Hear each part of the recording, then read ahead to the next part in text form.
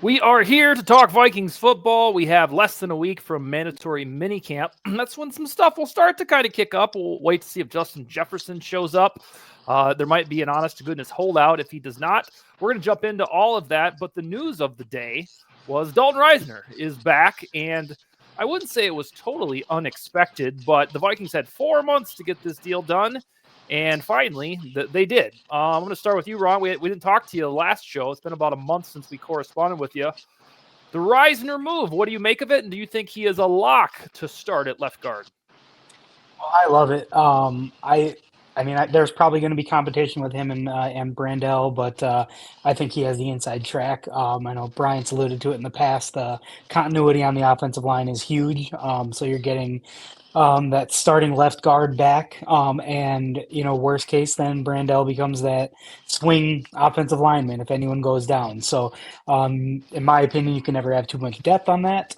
And I thought Reisner did a fantastic job, when he came in, and he's been at least an above average starter throughout his career. So it doesn't hurt to have him back. It sounds like he wants to be back. And, I think it's, again, continuity on the offensive line, I think is going to be huge. Brant, can you talk to us about that? You've talked to us about it in the past, but for any new listeners or viewers, what is it about offensive continuity that's offensive line continuity that's the special sauce? Just the communication, and then it becomes to a certain point where there's lack of communication because you're very familiar with the guy next to you and how they operate, which makes everything a lot better, and you don't have to kind of peek over to check on them. So, and it makes your comfort level a little better too because you know how to play, you know how to say, you know how to do certain things. Once you have chemistry with the guy next to you, you have been playing together for a while, so that helps out a lot, and it helps your comfort level out as well. Out of the five, can one new guy throw it off a lot, or does it take like multiple new guys? It would take multiple because, like, if you had me and Hutch on one side, like, so whatever happened on the right hand side, I would not even know. You know what I'm saying? but the person next to you is the real like key factor. So whoever's right next to you, that's who you want to be comfortable with. Okay. And then we haven't heard this speech or story in a while. Are OTAs fun? Getting back in the swing of things? I think they are to a certain degree, just because you've been away for a while because of the off season. So like, if you're somebody like myself who like really takes a break, so when you get back in, you're kind of excited to get back in and get back into like the rhythm. And that's the time you really get in your footwork down, your timing down, your rhythm and everything. So it's not bad, and it's not long. OTAs aren't long. When you have the mini camps, those can be like the longer days, but OTAs aren't that long at all. Okay.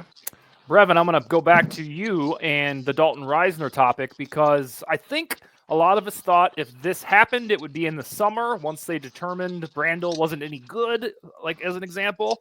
But now, even though they've sang the high praises of Brandel, bada bing, we're back with Risner. How do you feel about it? And do you think it's an automatic that he will start at LG?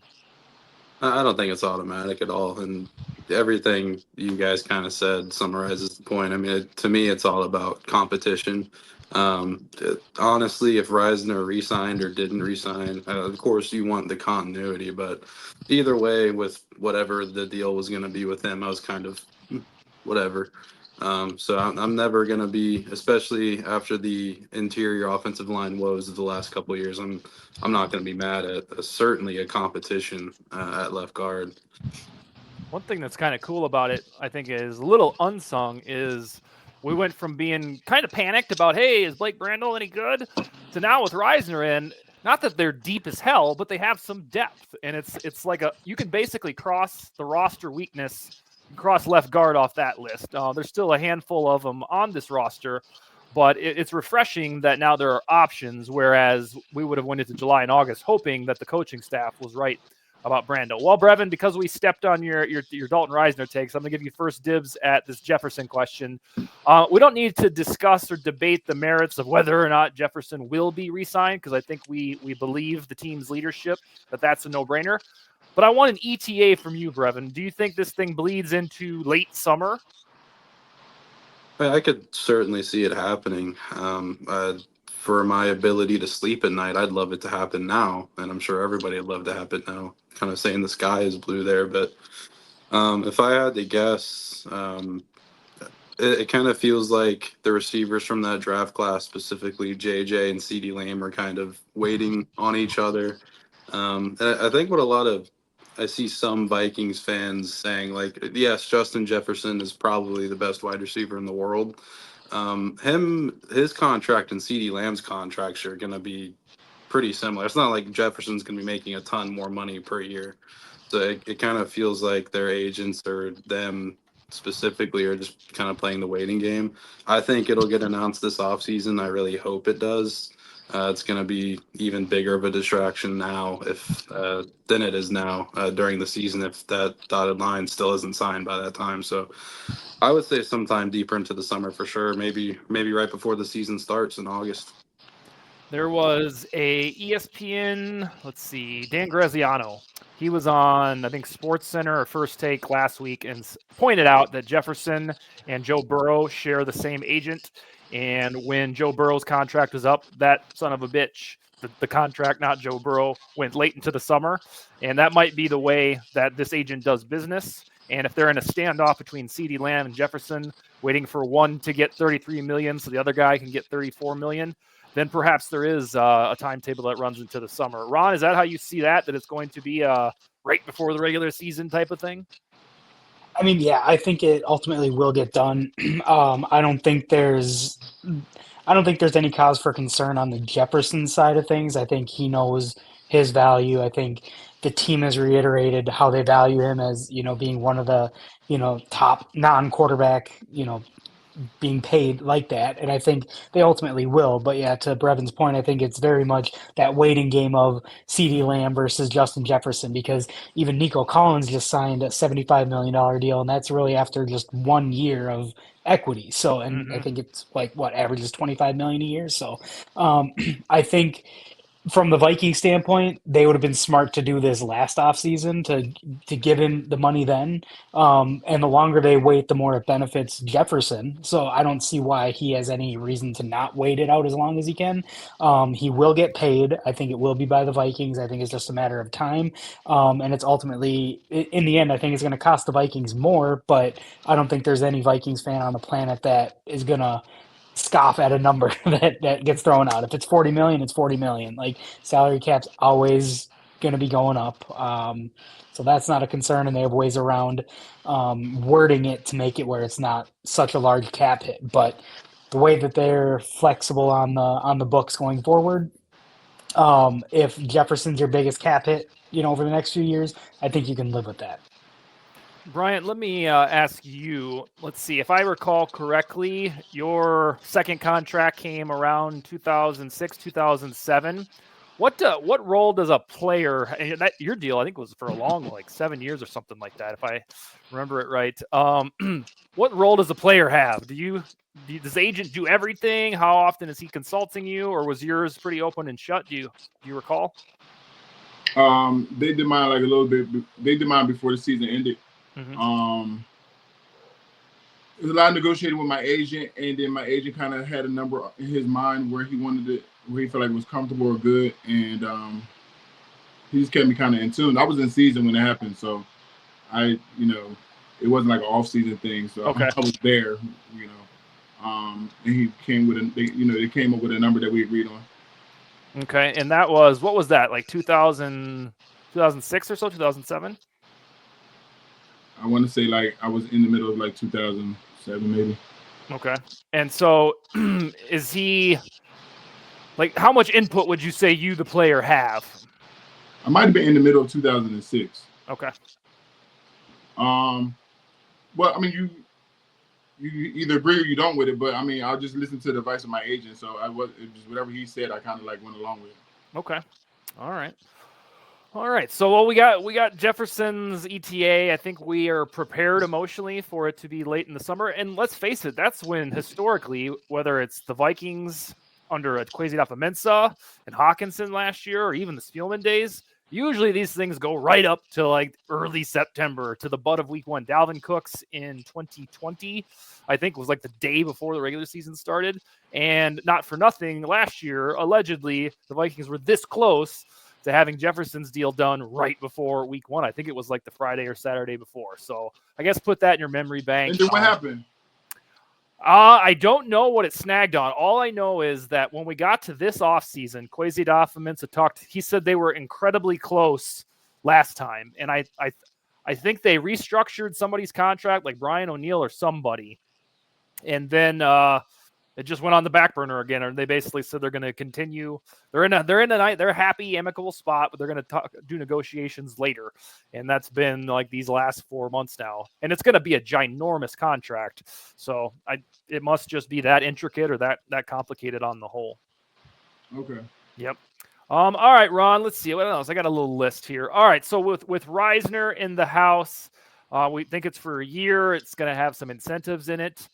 Who else could be on the way or should be on the way? Because after they sign a draft class, the Vikings should have some playing around coin to the tune of 10 or 12 million or so. Well, I'm pretty sure I emphasize this every year, but I would love for them to add some depth on the defensive line or the front. I don't know what nose tackles, 3 techniques are available, but that's the one spot that I look at that is a little worrisome. I was a big fan of Jerry Tillery when he got drafted, coming out of Notre Dame. I thought that he would be better than he has been, but now this will be his 3rd team in, 4 or 5 years, whatever it is. So maybe they can tap into something there, but they also tried that with Ross Blacklock, who I also liked coming out of college, out of TCU, I believe. And that obviously didn't work, but between I think Bullard's still on the roster and Harrison Phillips, who I know he's strong, but he's not, to me, a prototypical nose tackle. But I just think to get some beefy guys up front that can help the linebackers do their job.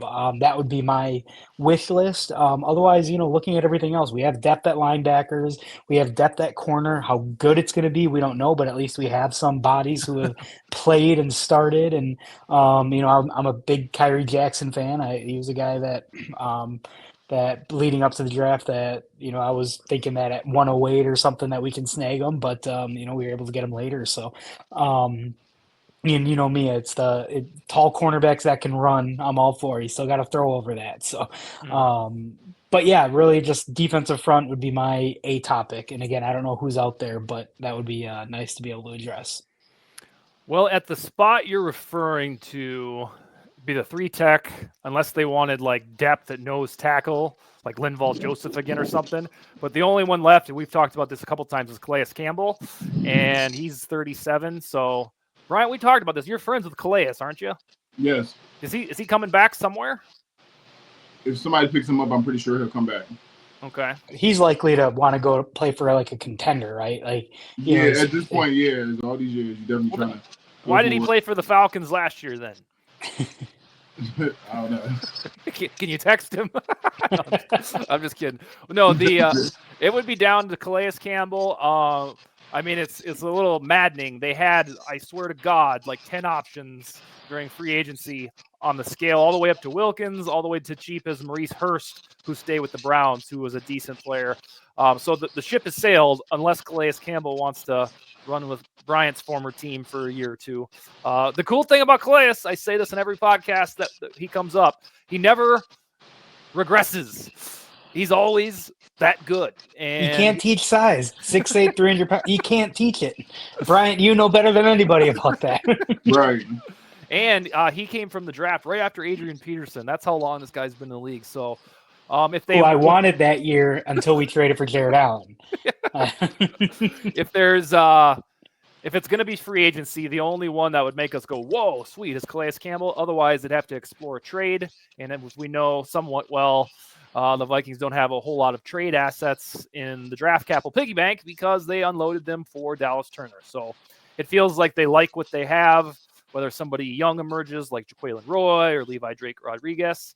It feels like we're having another year where it's defensive tackle kind of poverty, and then we'll be hoping next offseason that they finally realize that they can actually upgrade. The beauty is, at least with the Brian Flores defense, like there's so many interchangeable pieces that I don't think you're going to necessarily see prototypical 3 techniques up front. You may see a combination of Van Ginkel, Dallas Turner, like guys who are going to be able to rush the passer and kind of bring those exotic blitzes. But I'm just thinking more in base packages against the run. I know we, overall did okay against the run last year, but it seems like we don't get that push up front or that interior pass rush that would be, you're not going to find Aaron Donald, Chris Jones, off the streets, but having a little versatility there would be nice. Yeah, I'm convinced that after they realized Christian Wilkins was too expensive, that Flores said something of the effect like, all right, well, then get me 2 edge rushers and then draft my guy. And they were like, fine, we'll do it. That's like my own personal thing as to why there was such a strikeout on defensive tackle. Brevan, let's get to you. Who could or who should these Vikings sign with the remainder of their salary cap space? I think you've got to, and we mentioned it on VikesNow too. I think you got to add somebody to the receiver room. You can have Justin Jefferson, Jordan Addison all you want. You still need a wide receiver 3, and I guess TJ Hawkinson kind of plays that de facto role. No slight to Brandon Powell, who was great in spots, except for when he was performing tush pushes with your playoff life on the line in Cincinnati. But like a guy like Hunter Renfrow, just throw him and keep him in the slot. I wrote an article on Purple PTSD about how he would be a fit. He's had 2 down years the last 2 years, battling injuries and being taken hostage by Josh McDaniels in Las Vegas. But I think Renfrow would be a great fit. Even slant boy Michael Thomas, I wouldn't hate that for cheap, even though I've spent I spent a good 2 or 3 years slandering him on Twitter while I was sitting on my couch licking Cheeto dust off my fingers. But I don't know, somebody like Renfrow, Michael Thomas. I don't know if McCole Hardman would be a great fit for receiver 3, but I don't know, I think you got to add somebody to at least compete with Brandon Powell for receiver 3, and of course that's barring maybe the Vikings know something we don't, and Jalen Naylor is finally going to compete for that spot, or just somebody lower on the roster is making it apparent that they're going to make a push for it. I would like to see a veteran, kind of, I guess, reliable, for lack of a better word, receiver fill out receiver 3. I will say don't sleep on Trent Sherfield. I think he's going to be someone that surprises people. Like his time in Buffalo, this is a lofty comparison, but like a poor man's Anquan Bolden, like in the sense that he does everything. He's physical. He's a good run blocker. I think he is gonna surprise some people. Wouldn't upset me. Go ahead. I was saying it wouldn't upset me. I hope he does. Oh yeah. Well, I'm beginning to think. Well, I also thought this about Risner. Like they would have signed him by now, and that was my argument for the last couple of weeks. So I won't say that they're not going to sign a WR3 because that was my argument. Like, well, what are they waiting for? Like there was like 7 dudes that went off the board in the last month, from OBJ to MVS, Tyler Boyd. All those guys got signed. Kind of in the fallout of the draft in these last 5-6 weeks. Well, yeah, Hunter Renfrow, Michael Thomas, Julio Jones. There's a couple more out there. Russell Gage, Jamal Agnew. Those are all WR3s that are available. It's just that Vikings have so many wide receivers. They have like 13, I think, that there's going to be somebody that probably emerges. We're just not used to, after we've had 2 decent years, or is it 3 decent years from KJ Osborne, we're like, all right, well, let's at least get somebody as good as him. But we're kind of back to that maybe territory of hoping that somebody emerges. All right, Ron, we didn't get to talk to you about the schedule release. So I'm going to ask the gang for the game that they're kind of circling or most looking forward to. But on the whole, if you recall some of your schedule reactions from a couple weeks ago. To be honest, there wasn't a whole lot of reaction. I know, I think the one positive that I recall is, no cold weather games again. So I think that's helpful. I think travel's relatively, minus the London trip, is, pretty middle of the road. So it's not like we're going East Coast, West Coast, that type of stuff. So it is what it is. Like we always know what our opponents are going to be with the, the third place schedule and all of that. So there weren't really any surprises. But yeah, I guess the lack of primetime games is still like I can't recall how many we actually have, but okay, 2. So it's always because the Vikings have a really good fan base, and they're always like whether it is the Packers or now even you would think the Lions, like something like that may draw a little more, even with the Thursday night games or whatnot. But that I think is a little odd because again our market is usually very marketable when it comes to the NFL. So, but otherwise there aren't any glaring surprises or anything like that. I think it's hard to also look at it and predict how we're going to be because who knows if McCarthy takes the job early or if Darnold actually looks competent for the first time in his career, like the games will be a lot different. But as of now, it's more like, all right, we're excited to get it back, but I guess we won't know what we have until training camp rolls around. Which game are you most looking forward to? I mean, honestly, weirdly enough, it's the Falcons.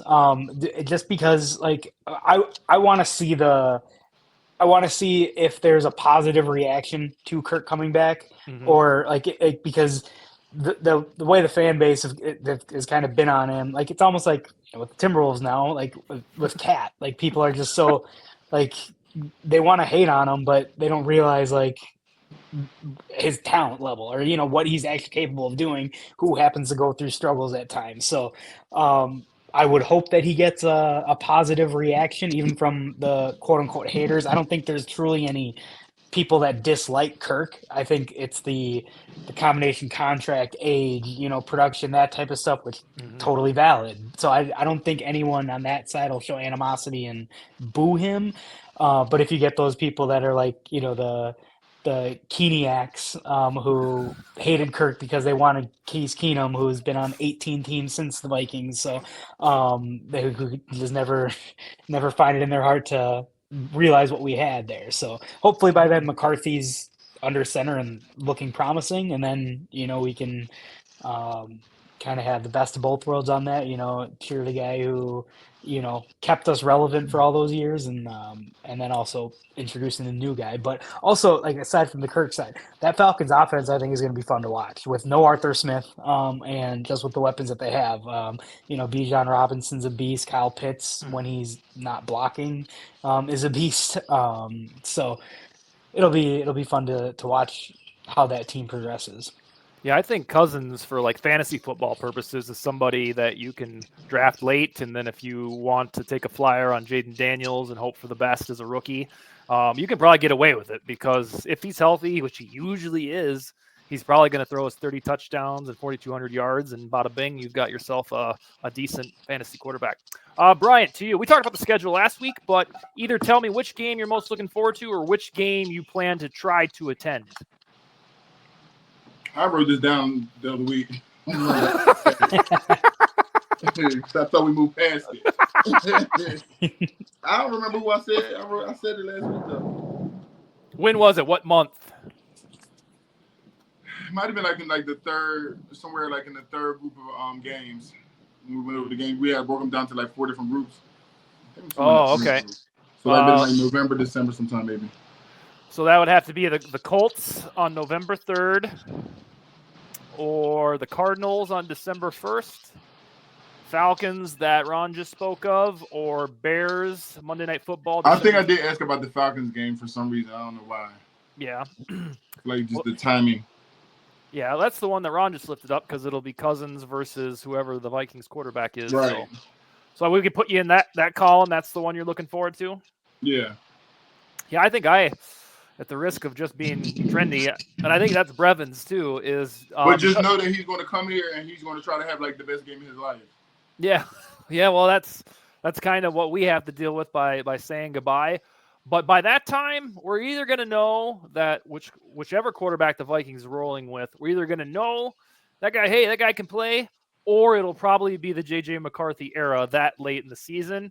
So when I realized that Cousins on the Falcons would play the Vikings at US Bank Stadium, I was always happy about it because the onus is on them to win. The Vikings aren't these big contenders this year, and the Falcons spending that much money on a quarterback kind of have to be. And it's Cousins versus old team, his old building on a team that thinks they can win the division. So I've kind of just thought, hey, this is house money. The Falcons got to win it. That's the onus is on them on this team. Right. Brevan, the Falcons or another game, or what's something else on the schedule that you are excited for? Yeah, I mean the Falcons is the obvious one. Kirk coming back to Minnesota.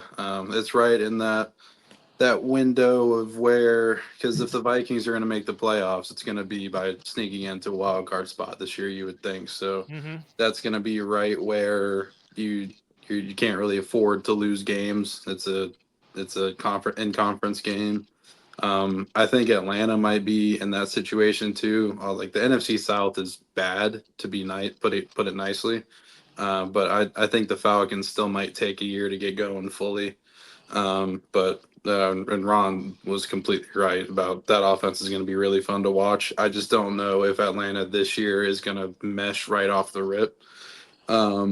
But yeah, if I'm looking away from the Falcons, I live on the East Coast, so London games aren't a complete headache. I think it's 9:30 a.m. here.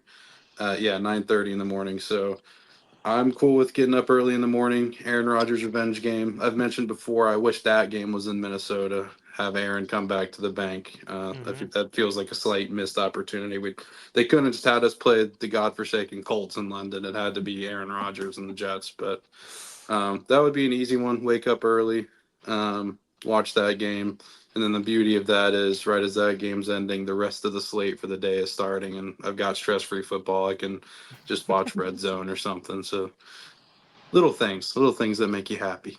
Well, you got to hope that they win or don't lose heartbreakingly, because otherwise the rest of the day is shitty. When they played the Saints and the ending of that game, that day was awesome. I love that day. Yeah, that was a pressure cooker. All right, the last thing I have real quick, Ron. I will be in Norway for the next 2 Wednesdays. So by the time I talk to you guys again, it'll be June 19th. So I want to know from you, what new Vikings thing will be learned within the next 3 weeks? From OTAs, a contract extension, a new player, putting you on the spot. Well, I mean, like the easy answer is contract extension. Because I think that's the one that everyone is kind of holding their breath waiting for. But I think for me, I'm gonna go out on the limb and just say like the later round rookies. So like from Kyrie Jackson on all the way to the Levi, like to see how those guys are integrating themselves, and if they're going to be able to, even Grayson Murphy. I never remember which one we have. Do we have Grayson or Gabriel?